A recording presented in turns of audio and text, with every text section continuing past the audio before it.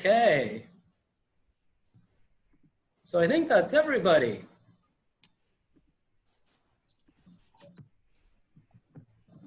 Okay, we are a full house. Lena is on a flight, so she will join us later. Terrence has wonderful food in front of him. Looks really good. I've got dinner in front of me. You can see that? I'll have to be more careful. I prepped my dinner so I can have it right after this. We'll start with some introductions, and I'm recording so I can share with Alina afterwards. But I'll go first. I'll simply say my name's Paul. It is the beginning of my second year at the school. Prior to that, I've been in international schools around the world for over 15 years. Been in curriculum roles or other administrative roles for 10 of those over 15 years. Other countries include especially Malaysia and Thailand and Vietnam and China and Taiwan, but most of it was in Malaysia and Thailand. And this is my first station in this part of the world. Pete asked, how's it going? And I said, it was like a dream come true before Corona started. So once we get going into our natural habitat, we'll be in good shape. So that's my introduction. Anybody want to go next? I can follow up, if I may, Paul. My name's Terrence Ruhr. I have a lot of experience teaching in the middle school. I'm very happy to be introduced back into the middle school again at AISJ. To stick with what I love, I'll be doing, I almost said language and literature, but it's English language arts. I say that because I'm coming from an IB school. So from that point of view, I'm really looking forward to learning a little bit more about the curriculum today. My wife and I will be coming with our two kids, Raina and Hudson, age 4 and 2, respectively. So we just have a whole lot of energy to bring to the community, and we're very much looking forward to it when that time is right. Awesome. I've got a 6-year-old, and right now he's very upset with me because I asked him to stay off the Wi-Fi during the meeting. Rightfully so. Matt or Pete? Yeah, I'm Pete. Sorry if I met you guys yesterday. I didn't have video, didn't have good internet where I was, but first year, obviously, in the last 2 years, we're at a small school in Colorado. 4 years before that, I was in China teaching at a Korean international school and then a university in Chengdu, respectively, 2 years each. So I'm excited. I'll be doing 9th and 10th grade English. Yeah, I'm excited to get to the Middle East, excited to get to Jeddah. That's cool. I was in Chengdu in 1997 to 1998 at Sichuan University. We were all living in the place they called the Panda House. But I had loved it there. It was great times. Best food in the world. Eat that hot pot? Yes, best food in the world. Yep. Wow. Yep. Matthew. Cool. Hello, my name is Matthew, and I've been teaching at an international school near Bangkok, Thailand for the past 5 years, where I taught AP Lit and grade 12 English. And so right now I'm in Virginia. I'm in the States, looking forward to getting to Jeddah and putting my boots on the ground, really. So I'm excited about joining the team, and thanks for having me. Awesome. Okay, thank you guys. Protocol-wise, we'll get going. You're all pros at this. We'll stay on mute. If you have a question, just raise your hand. At the end of each category, take questions, any questions you got. If I get choppy, let me know, and I may have to turn to voice only. We'll see how it goes. So this on the screen is the Curriculum Office site. And I sent it in the email, and everything about the Curriculum Office is there. So what I'm going to do is I'm going to go through each category and explain each category a little bit. One protocol you can use, if you like, is they say, see, think, and wonder. So you can comment on something you see, something you think about it, or ask a question if you wonder something about it. But up to you how you want to proceed. I'll just wait till the end for questions. The first category in the upper left-hand corner is all about PD.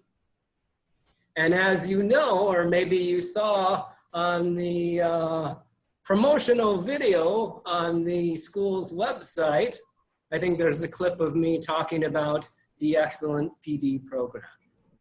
And so traditionally what we would have is we would have our institutional PD funds, which would be to bring experts here.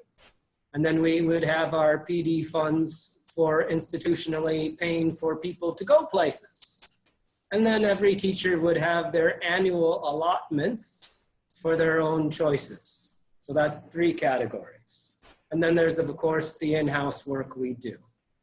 I'm sure you're aware already that 2021 is going to be a special year, and we're going to not have all of those funds available to us. However, we will still be bringing in some people because we had signed contracts with them and we're going to honor those agreements. Those will be for science and for math. So I'm sorry, English ELA guys. When that is the usual program, all of these links are our usual procedures for how to access funds. But as you can see on the screen, it says draft 2021 plan. And so what we're doing is we're working with each division to adapt or adjust this plan so each division can own it. I've already added some basis and structure to it, things we would like people to do as far as developing a wonderful PD portfolio. These are the things that would make me feel good about my development during the school year 2021. One of the examples you'll see on it includes we pay for an extreme amount of subscriptions, and all of the subscriptions we pay for, those include PD webinars as part of the costs. So that is an example that's listed there. We list other options that will be online and free as well, but we're also putting at the forefront our own internal development sessions for online learning, for example. So you're welcome to peruse that draft plan and then ask your division leader, John or Rick or Leon, how that division is going to proceed with it. They have editing rights to it, so they will make a copy of it and edit it per their vision of what a good year for internal development for a teacher for PD would be. Also on that plan, one of the sheets is the big list of all of the subscriptions that we pay for. And you'll note that there are names next to those people. And so that gives you the contact person for those subscriptions. And so, for example, if my name is next to No Red Ink and middle school Terrence, you're interested in No Red Ink, I can field the questions for No Red Ink. If you're interested in Newzella and Ryan Brown's name is next to Newzella, you can field your questions for that. So our PD for this year is going to follow what's listed here as the 2021 PD plan. It'll be much more about all of us developing our own personal portfolios of what a good year of development will look like. And it's something we should have anyways, and we're excited to develop it and make the school better because of it. Are there any questions about PD this school year? You can unmute yourself and jump in.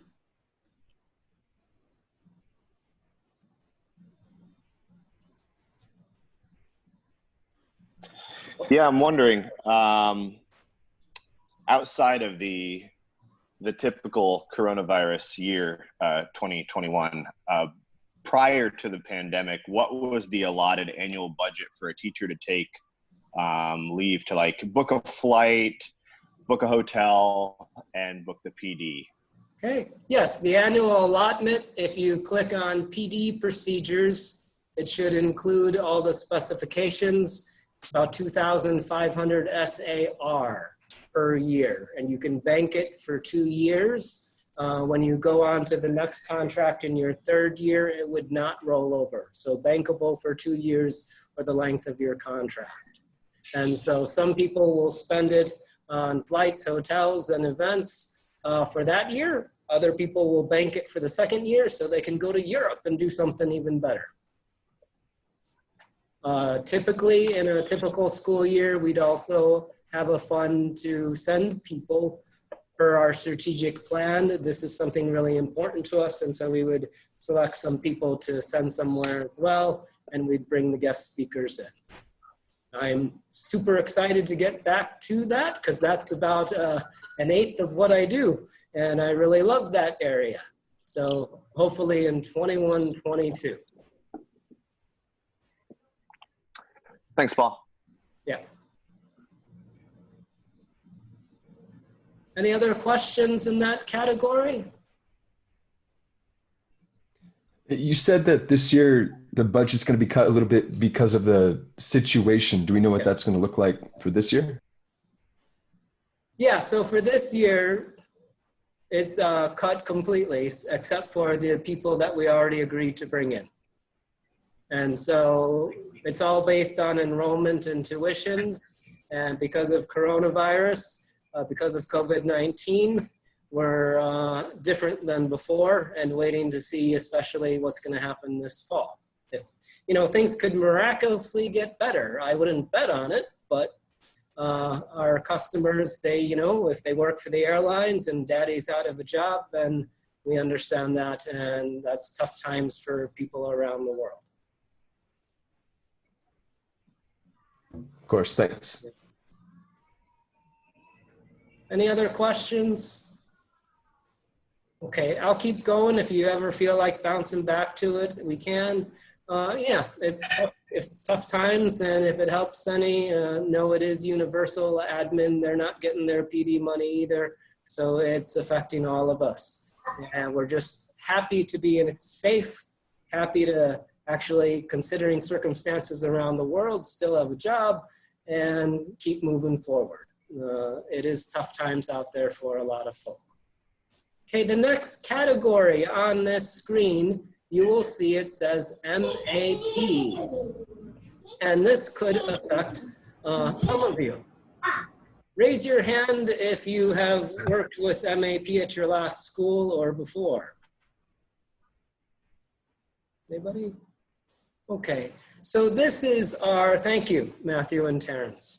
So this is our external assessment tool. It is online, and we would typically do this for grades 2 to 9, once in the fall and once in the spring. We would do this in order to measure progress. We would do this in the fall to help identify needs and help those kids progress further. In the spring of last school year, the campus was closed, so we did not have our spring session online. We were in crisis mode at that time. So the next big question, of course, everyone's gonna wonder, begs the question, what are we going to do for 2021? And I've written there, the 2021 MA plans are TBA, forthcoming to be announced. If miraculously we're all back on campus in September, then we'll go for it. Full board, grades 2 to 9, reading, lang, and math. But if we're not back on campus and we're online or some kind of a hybrid mix by then, we'll have to make a good decision about what to do. We're considering different options that run the spectrum from not doing it at all to a compromised version, which could be a couple grade levels and just a couple subjects. and we're considering them. But I can't commit to one decision yet because we don't know the circumstances yet. Since you are ELA English teachers, it very well could involve you, and I think you're in good hands here. I've been working with MAP for actually 15 years, was in one of the beginning cohorts that brought it to international schools in the first place, and what that's given me is a very good sense of not only what to do, but really importantly, what not to do. And so we have a good system for just using what we need to use and not getting burdened down by useless data crunching that I can do and other offices can do. So if we do get to it, we'll be in good hands, and I ask you to remain flexible for that. Do you have any questions about MAP at the school?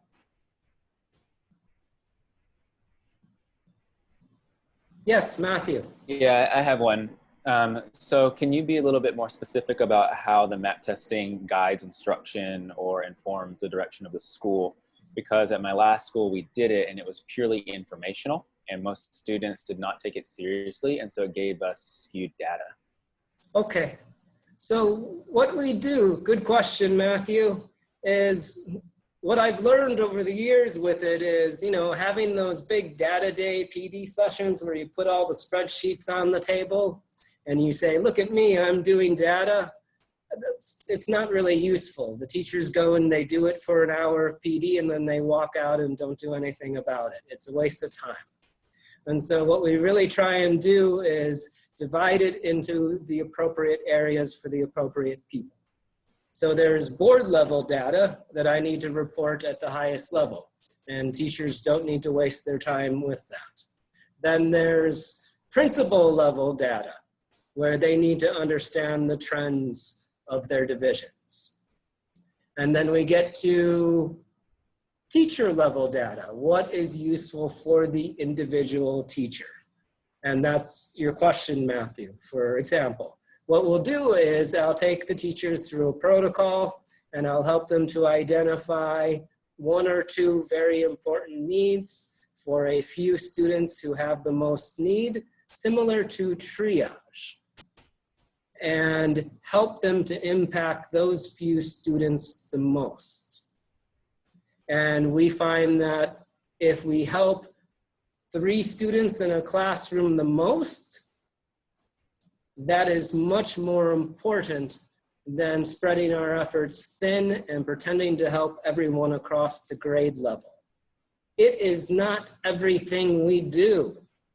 It is just one day where kids sit down and do something. And we all know, as intelligent readers of the information, that a child could have gotten in an argument at lunch right before it and his head isn't into it. Fair enough, they're children. So we need to be intelligent readers about it, what it is and what it isn't. So really the big word we look for is we look for authentic data engagements. From a teacher's point of view, what would be 1 to 3 authentic data engagements? And we encourage everyone to do that really well.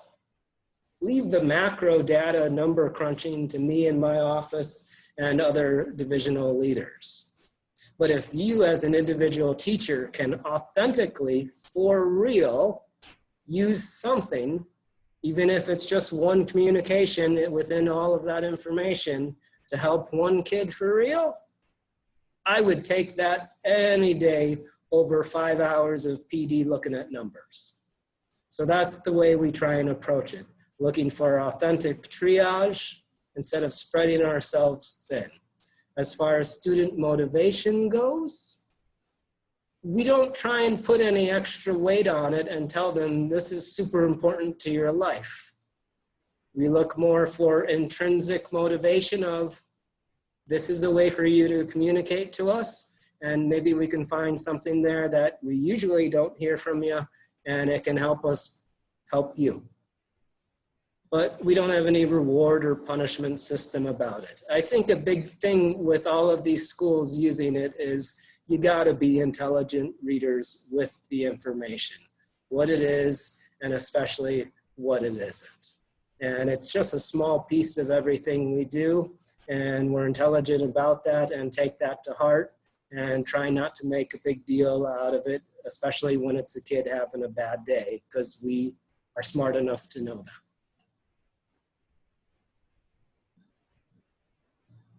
Any other questions about MAP?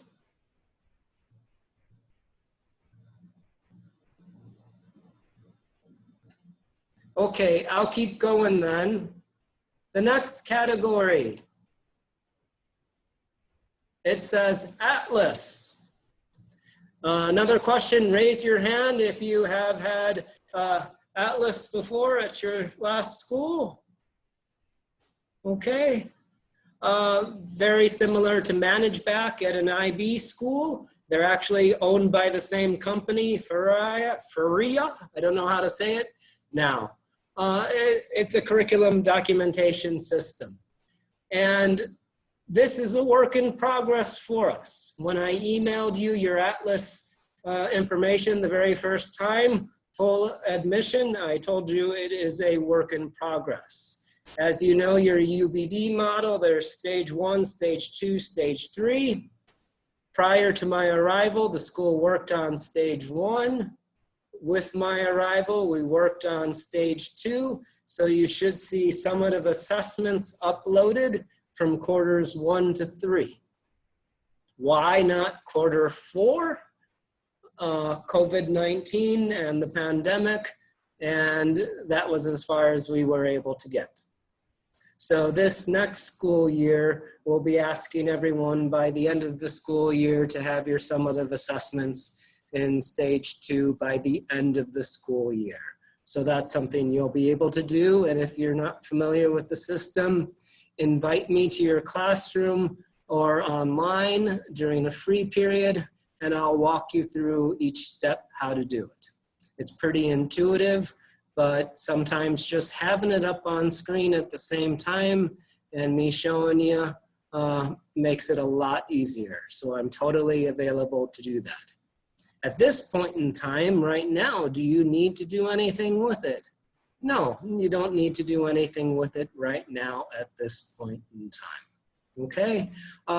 If you do get to the point where you want to edit something, let me know and I'll change your settings to editing mode. Okay, right now you're on view mode, all new faculty are. Okay, but I can change that real quick, just let me know. My response is going to be check with your department head first and make sure your department head for the subject area is cool with that as well. Terrence Middle School, you can check with Leon first and make sure everyone's cool with that as well. We don't like to make a lot of changes without conferring with each other first. What else are we going to do this school year on Atlas? We'll talk about it at orientation, but we're going to develop a plan for what stage 3 is going to look like and create a 2 to 3 year timeline for completion. But we may not actually be adding anything to stage 3 this school year. We'll see what the plan is, because we're going to do it together. And if everyone says, yeah, we could get resources in by the end of the year, then we'll add it.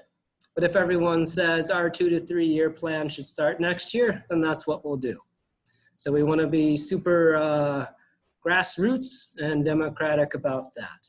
So we have buy-in to the 2 to 3 year plan. You'll see on the screen, the last thing it says there is priority standards labeling.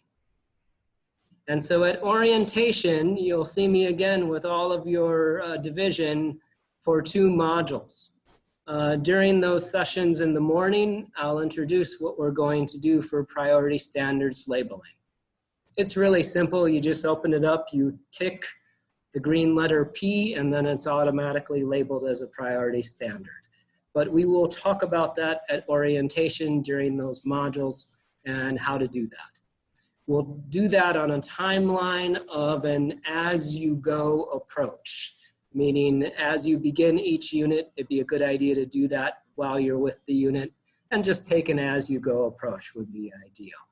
But every school year, at the end of the school year, we'll have a checkout. You know, usually at schools, they have a checkout sheet, and Atlas will be on there, and we'll double check and make sure everything's there. But it should be pretty easy this school year because we have bigger fish to fry, frankly, and other issues we need to work on, especially if we're online or in a hybrid mode. Do you have any questions about curriculum documentation?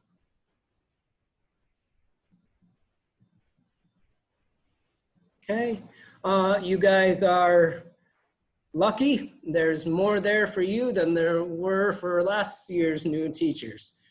Sorry, there's not even more available on it. We're working on it. But thank you for your patience and understanding. You have department heads and they should have other Google Drive folders that they can share with you. Terrence, you're different. You got something brand new. So we'll work on that together. Okay, if there are no questions about Atlas, the next category here, it's all about purchasing. Okay, so a traditional school year. We would start the school year and we might have a couple top off orders. Oh, this class has 5 more kids than expected. So we might do some top off orders. But traditionally, we wouldn't do any major book buying or ordering of supplies at this point in time at the beginning of the school year. Rather, we would have annual purchasing that would start every November/December.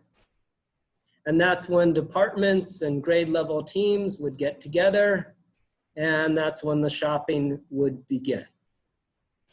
Usually we would have a very large textbook budget, and your subscriptions are included in that budget.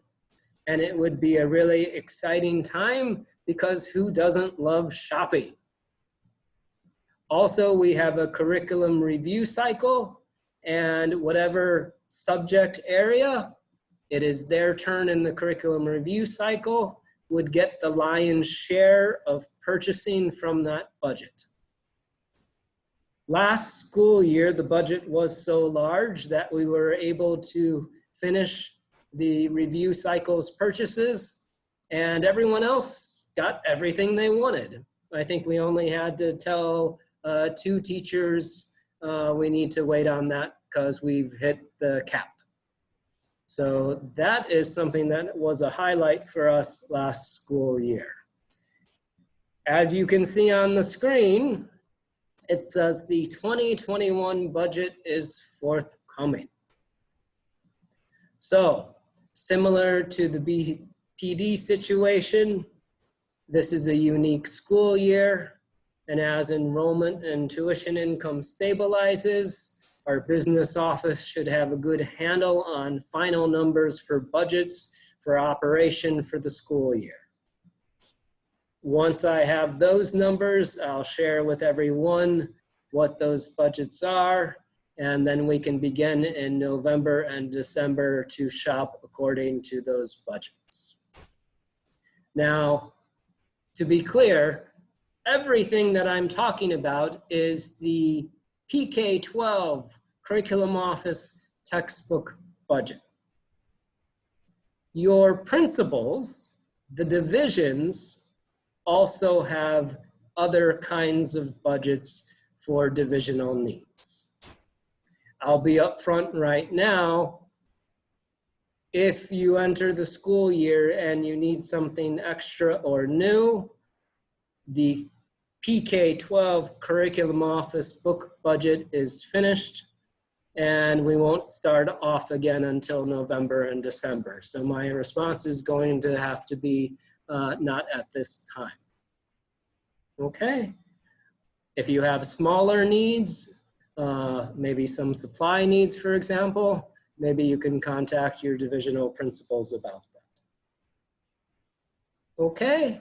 FAQ, people often ask about technology. The technology department handles that separately. I just handle textbooks and subscriptions. So the academic subscriptions like No Red Ink and Newsella and Turnitin.com, that sort of thing. All of the student information system stuff like Schoolology and all of that, that's on a separate budget. So I would not get involved in those conversations. Are there any questions about purchasing at the school?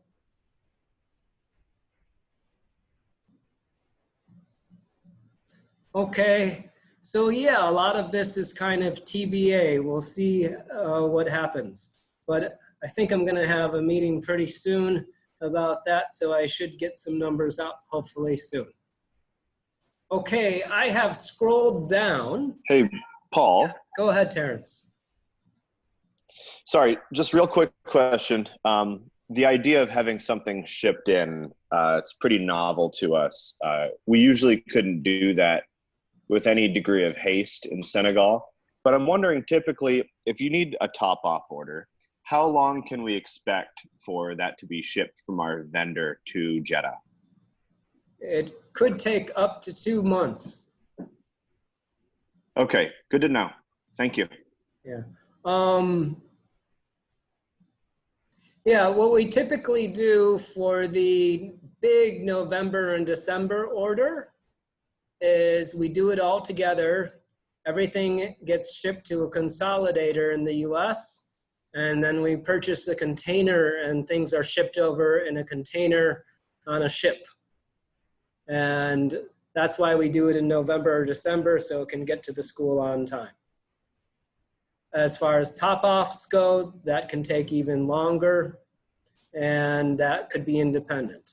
The good news is we got Amazon here now, and so Amazon orders can be done. And so that's great news for the kingdom. Again, my budget for top-offs, I'm done for the school year until November and December. Okay, I've scrolled down and it says horizontally, just below where it turns from red to white, it says click here to see our timelines. These are the slides that I'll talk about on our first day of all teacher orientation right after the superintendent talks. These timelines show our strategic plan, and that's where you get the stage 1, stage 2, stage 3 development on Atlas from. These timelines show our accreditation timeline. These timelines show also our curriculum review timeline. But I will talk about these in front of everyone during our returning teacher, full staff, faculty orientation that very first day after Robert. To me, the context is important. It's really important to understand where you're coming from, where you're headed, and to have a plan. I love to be responsive and agile, but being responsive and agile with a plan is different than being purely reactive and not having a plan. So we try and do both. We try and be strategic and agile and not just whatever that person wants that one day and then regret it 6 months later. Okay, speaking of plans, I'm moving forward and down a little bit from left to right. You'll see it says, per our strategic plan, 1920s school-wide initiative was to focus on assessment. And so what we did is we spent the school year working on assessment. We had an inquiry into what is good assessment. We had drafting and derived and made ourselves an assessment definition. And our plan was for this next school year to apply that definition to all of our summative assessments. And so it was going to be this super cool, transformative school year, making our summative assessments even better. But we're not going to be doing that this school year because, again, we have other issues to deal with and bigger fish to fry again. So that's going to be moved or bumped for another year. But again, we will continue to develop stage 3, and we'll have meetings and we'll try and figure out what stage 3 should look like. It's funny because admin can come down from the top and say, this is what it's going to be. Everybody do it. And people don't like that. But then also, if you do it grassroots and democratically, what do you think it should be? You might have some people who don't like it and say, why don't you just tell me what it should be? But we're going to stick to our grassroots democratic effort and try and let people have their say. And if it takes all year, actually, we're going to try and get it done by the end of the first semester, have the plan ready. By winter break, have the plan ready. But we want to hear from everybody. Related, you might ask, when are these meetings supposed to take place? During a usual school year, Tuesday is our early release day, and Tuesday afternoons, after the children are released early, is our PD day. And your principals per division would supply the workshops or the operational meetings, and I would see each division on a rotating schedule. First Tuesday of the month would be elementary school, second Tuesday of the month would be middle school, third Tuesday of the month I'd get to visit high school and talk to y'all. So that would be the traditional rotation. It's not going to be Tuesday as long as we're online, but we'll try and designate a weekly time where that would happen. The other days when it's not my turn in the rotation, that is per principal discretion, and I assume it's going to be a lot of ed tech this year. Speaking of ed tech, I volunteered my first 3 sessions in September to the principals saying, you guys take them, let you guys focus on even more ed tech. So I won't see you in your divisional meeting workshops until October, actually.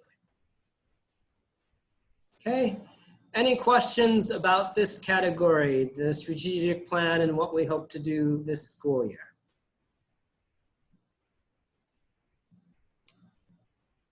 Do you have any ideas of what comes after assessment? Like what the next focus would be as an all-staff?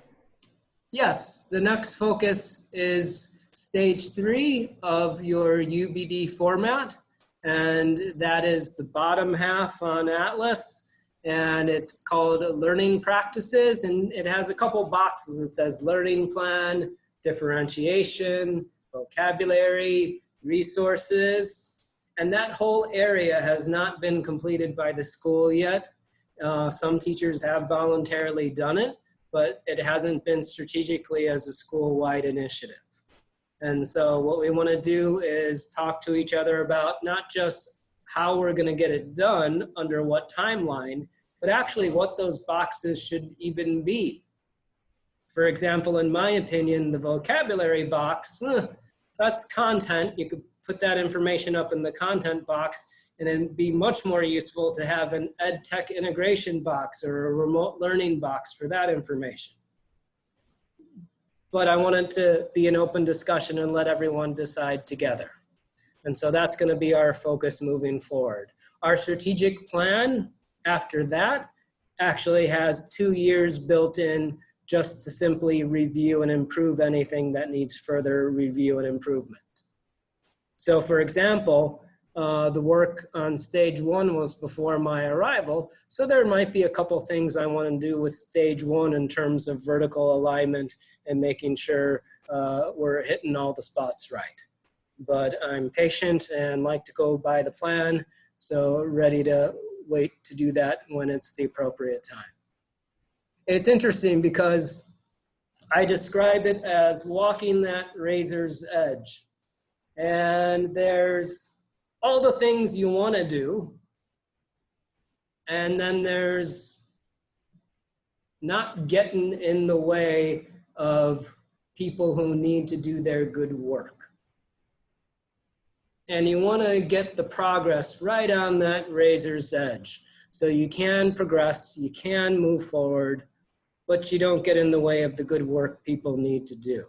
So I'm always going to persist that we do move forward, but I want to be agile enough to work with the principals and the assistant principals and make good decisions that are adequate and apt and good and appropriate for that school year and that situation. I don't like being flippant within a school year because I think that makes people have anxiety. Oh, what's going to change? I like to say it all up front at the beginning of the school year, this is what we're going to do. But those decisions need to be really careful with what's fair as a goal and not hurt people's time in the classroom as well. And luckily we have a great team. John and Leon are here, and so I know they're listening. These guys are great as far as working together and trying to make good decisions of what's apt for the school year. And that's what we try to do. In my introduction to the school last school year, I said one of my morals or ethics is solution-based thinking, and try to find a good solution. And that's going to change per the situation or circumstances of the school year. It might not be what I planned. It might not be what I wanted.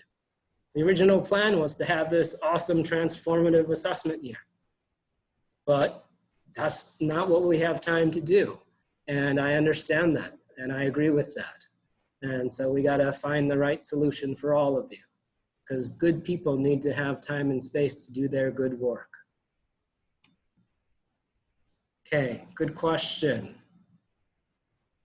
Moving forward, the next category here, curriculum review cycle. The first link is the curriculum review cycle itself. It was also on those 3 slides.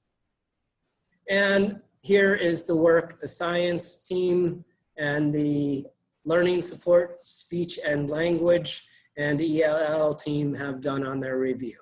They are finishing year 2 of their review, so it would be their turn to buy a bunch of new books and make decisions about their future this winter, November, December. This is, of course, very tied to that PK-12 textbook budget. So I'm letting them know that we're going to continue with the review. But if the textbook budget isn't massive for their new books, we may ask them to pause on the purchase for a school year, but we would move forward with improving our use of the standards and our use of our practices. And as you know, to me, one of the best things about a review cycle is not only that you get a chance to update things, but I think it's crucial because theoretically it should lock in things for 6 years. It is not good to be flippant and change a program every school year because that's what the new person wants. What you need to do is have it on a cycle and lock it in. Can you improve what you got across those 6 years? Sure. But you don't want to be changing a program every year. And so that's another important part of a review cycle, not only getting a chance to update, but actually creating stability. And so that's important too. When we do reviews, there are basically 3 areas we look at. We look at the standards. That's the opportunity to pick new standards. We look at the resources. That's the opportunity to buy new resources.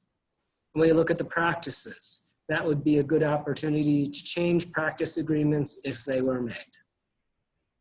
All of our standards are in pretty good shape in terms of we work with the State Department, we work with Aero, and so we follow as they suggest. And so as you know, most of Aero's work is Common Core Next Gen aligned. So it's pretty simple for us because it's all there already. Are there any questions about the curriculum review? Oh, here's a good question, and I'll say this at orientation in that first meeting. You'll see in the curriculum review cycle that ELA English department is actually up for review to start their first year of review this school year. And I'm gonna announce at orientation that that is TBA, and we may possibly most likely pause that.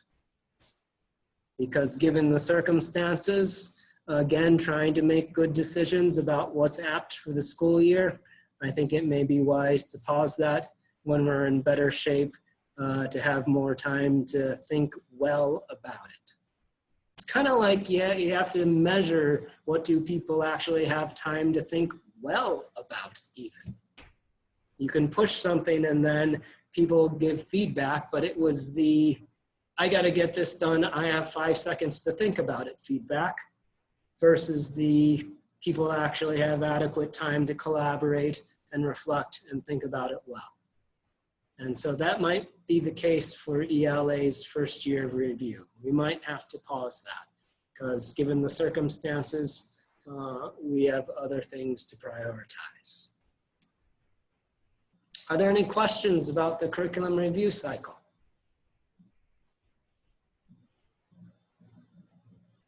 No?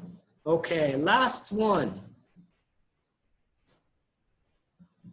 You'll see on the screen in the lower right-hand corner, that is the last category. Yes, that's a picture of me. That's the first day of school, taking my son to school. He's now 6 years old, going into grade 1. And once you guys are all here, you must get a picture in front of the camel. That is the tradition, your first day of school. So look forward to that. This category is about accreditation. We are accredited by MSA, Middle States Association. Raise your hand if you've worked with Middle States or in Southeast Asia, WASC before. Okay, they are very similar, MSA and WASC. When I was in Malaysia and Thailand, I had worked with WASC before, had served on 6 accreditation visit teams, usually writing for the curriculum category. Moving to this region made a very easy transition into MSA, and we'll be going on a visit for MSA. This is interesting, a virtual visit to Bahrain in the winter. It was scheduled for the spring, but got canceled due to circumstances, and they've decided to make it a virtual visit. So that'll be a first. That'll be interesting. We'll see how that goes. All of our information about MSA can be found here. We'll talk more about it in October. We'll probably have our first MSA meeting in October. One thing that all of you guys could do today, or think about it, is what group you would like to be in. In WASC, they call them focus groups. Here, we'll call them strategic planning teams. And they're basically the same categories. There's the curriculum category, there's the student welfare category, there's the finance and money category, and there's a communications category here. And so think about which category you'd like to join. And simply, within the next 2 weeks, email me. Hi, Paul. My first instinct is I'd probably like to be in the curriculum category. And I'll pencil you into that on the list. I haven't updated the list yet. I need to take out the departing teachers, add the new teachers. But once I get your information, I'll pencil you in there. And I said pencil in. So if by October you change your mind, I can change you to a different group. We just ask once you start that for real, then we wouldn't want to be changing groups a whole lot. Great thing about this is I love MSA. I love the accreditation stuff. And you'll hear me say it in orientation. I've told it to the faculty before. One of my pet peeves is I really, really dislike it when people say we're doing this for accreditation. Because as I've worked with the documents and the criteria so much, to me, I have yet to find a criteria item in accreditation materials that I don't agree with. If the criteria says be on board for child safety, yeah, I agree with that. If the criteria says have a documented curriculum, yeah, I agree with that. And so I think I'm going to try to continue to communicate that as much as possible, that it's our reading of the criteria and what accreditation bodies ask us to do that's important. We could read it negatively, or we could find the part that we agree with and try and bring that to life. And that's what we hope to do. Also, you may hear Robert, our superintendent, talk about that this is a great place for voice, for communicating opinions in other categories beyond curriculum as well.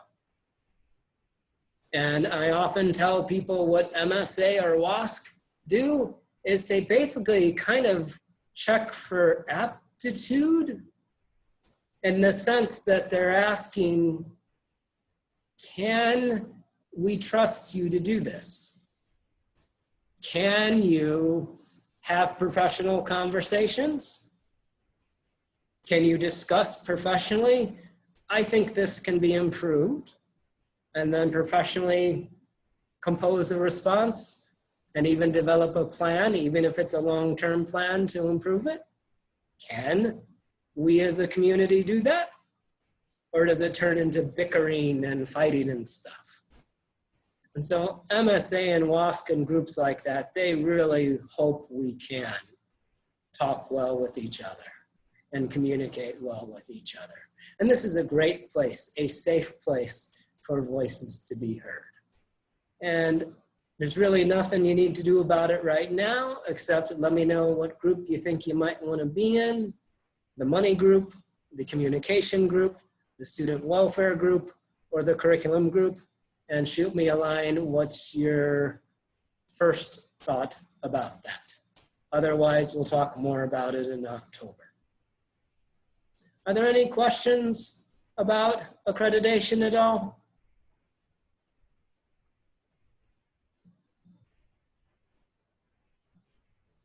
I'll let you know we're in pretty good shape because we have 4 years until the visit. And so we're right in the middle of a 6-year accreditation. If you look at, I guess you could say 3 years, depending on how you count the years. But we got plenty of time and we've made good progress. So it's not like you're walking into a school and it's their visit year or something like that. That's not our situation right now. So you're in good hands. Okay. If there are no other questions, I'll finish by letting you guys do some talking. Remember that protocol, see, think, wonder. Is there anything you saw that you liked? Is there anything you thought that sounded good? Is there any last question you wonder about? Another protocol you can consider if you're not sure what you want to say, I like the 3 A's. The 3 A's are, is there anything you appreciate? Oh, I really appreciated when that was said. That sounds good. Is there anything you agree with? Yeah, I agree with that kind of thinking. Or is there anything you aspire to? Meaning, I hope we can do that. It's an aspiration. So let you go one at a time. Can I try to, maybe okay. I can stumble through your see, think, and wonder protocol here. Well, I guess soon with the C, something that I was seeing that I was liking was how easy to understand and interpret some of these Google tools are. I'm really happy to see that we're really fluent at AISJ to collaborate as teachers in the learning community with right tech tools for us to grow together. And I'm just coming from a school that uses Google as well. So I'm really happy to see that and encouraged by those tools. I have some questions and I was thinking that I could consolidate all my questions into one wonder. And I think it could answer a lot of my questions. I want to see a report card that we maybe used in the secondary school. So I understand how it is we communicate success with parents and students. Okay, I'll let John handle that, and John can email you a report card sample. Full openness here. My role with report cards is I counsel and advise what I think report cards should look like, but final decisions are for the principals. Right now, middle school has a very nice report card, but the question for us more is, given the circumstances, how do we use it? And that's a really important conversation to have. But I'll let John handle that for you. Okay, much appreciated. Matthew or Pete, any final comments? I'm still trying to work through all of I latched onto the triple A's. And I'm actually trying to organize all my thoughts concisely and accurately here, but I can try and go. So I would say that you said appreciate, and I appreciated what you said when you mentioned agreeing with the curriculum accreditation process, because I find that a lot of teachers in my previous schools resisted best practices because it was asking them to change in some way. And I believe in following best practices. And so I was actually kind of delighted to hear you say things like student welfare and meaningful assessment, meaningful instruction being priorities, and accreditation is kind of secondary to following what is best for student learning. So I appreciated that a lot. Agree with, I'm still trying to work that one out because right now there's just kind of all this information coming at me. So I guess I was more in an observational role than kind of think about critiquing or agreeing or disagreeing with something. So I'm gonna skip over that one for now, if you'll excuse me. And aspire to, I actually have in the past few years developed a love for meaningful assessment and meaningful learning practices. So when you were talking about joining the strategic learning groups, I was thinking of being like inspired to or aspire to working with a team to help create and facilitate the best kind of student-centered, engaging learning for the students at AISJ. So I'd really look forward to working with people to help facilitate that. Sounds great, great. And if you join the MSA committee with curriculum, full disclosure, you got to work with me. So, well, maybe I'm going to change my mind then. But also, I'm just kidding. It's okay, I like it. Full disclosure as well, because this is an FAQ, and I want to be clear about this. There's stage 1, desired learning results, and that's your standards, your content, your skill, your EQs, your EUs. That's something that we've worked on before, and I continue to be interested in as far as the office goes. There's stage 2 assessments, and that's something that I continue to have interest in and something that the office has worked on. As you'll see in the strategic plan, stage 3, learning activities or practices, per the strategic plan, that's an area that the curriculum office will work with for the very first time this school year. And a lot of that effort will be just plain planning. So when you get to the conversation about essential practice agreements, best practices. For example, elementary school has made essential practice agreements or best practice agreements with Readers Writers Workshop for English for the elementary school. That is a best practice agreement. Full disclosure, school-wide, there are not other practice agreements. We have not come to the point where we say middle school social studies, we do PBL by the Buck Institute. High school math, we do inquiry-based learning by Kath Murdoch. they have not made those practice agreements. So that's why the next 2 to 3 years development is really an exciting time, and you'll get to be part of that, is because we're gonna try and start within those 2 to 3 years, or at least by the end of those 2 to 3 years, make those practice agreements. So this becomes an FAQ because some people will wonder if I should get more involved with not just what students learn and how students are assessed, but shouldn't I get more involved with how students learned and best practices? And my response has traditionally and will continue to be what I just said, is that I'm really excited to get involved in those areas, but I want to do it in a structured, strategic manner per the strategic plan.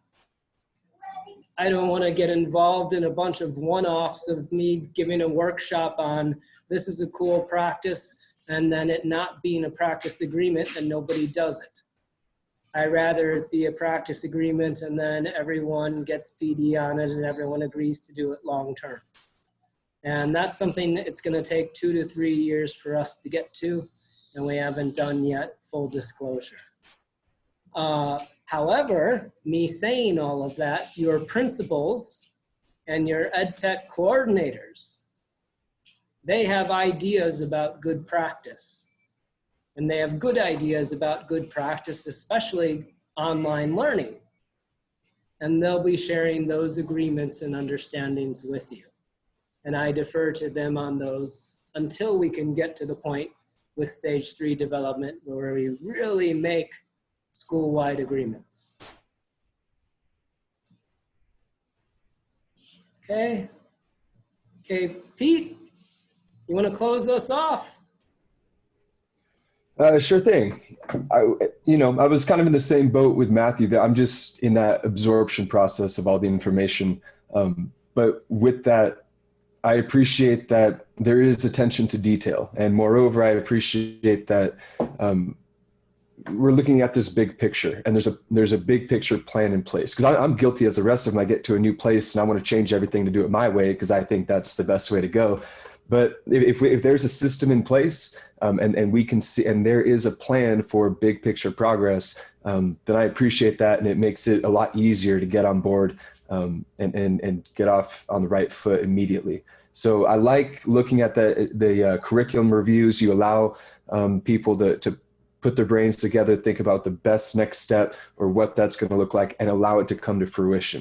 And I mean, it needs a growing process, some time to let it sink in, and then you're going to see results. So I appreciate that about what I'm hearing here, that there is big picture plan and a plan in place. So that's my reaction. That's as I'm absorbing all of this, that's kind of the first thing that I'm looking at that I like. Awesome. That's a perfect way to finish it off, Pete. Thank you for that. You really gave us a good summary of the whole big picture. And this Google site is there. It should be linked on every divisional site. Whenever I write an email, it's at the bottom and the little stamp at the bottom too. And so if you ever need to go back to any of this stuff, it's gonna be there. A lot of this stuff is stuff you might not encounter again to October. Right now, what's important is getting comfortable with your courses and meeting your students, and we recognize and understand that. The only takeaway homework was email me what focus group, teacher group you might be interested in for the accreditation groups. But otherwise, totally, it's fully understood that none of this is going to be memorized at this point in time, and we'll cross that bridge and review that when we got to do that. In the meantime, if you ever got any questions, feel free to shoot me a line on email. I'll respond. And it's great to meet you guys. Looks like a super good crew. And sorry about all of the global circumstances. Tough on a lot of folk, but keep on trucking and we'll make it through and do a good job with the things we can do a good job with. And I just saw a cat. Yep, sorry. It's okay. Okay, thank you guys. I'm gonna sign off now and see you Thanks, later. Paul. Hey, thanks, Nice Paul. seeing you. Thank you. Bye. Nice meeting you.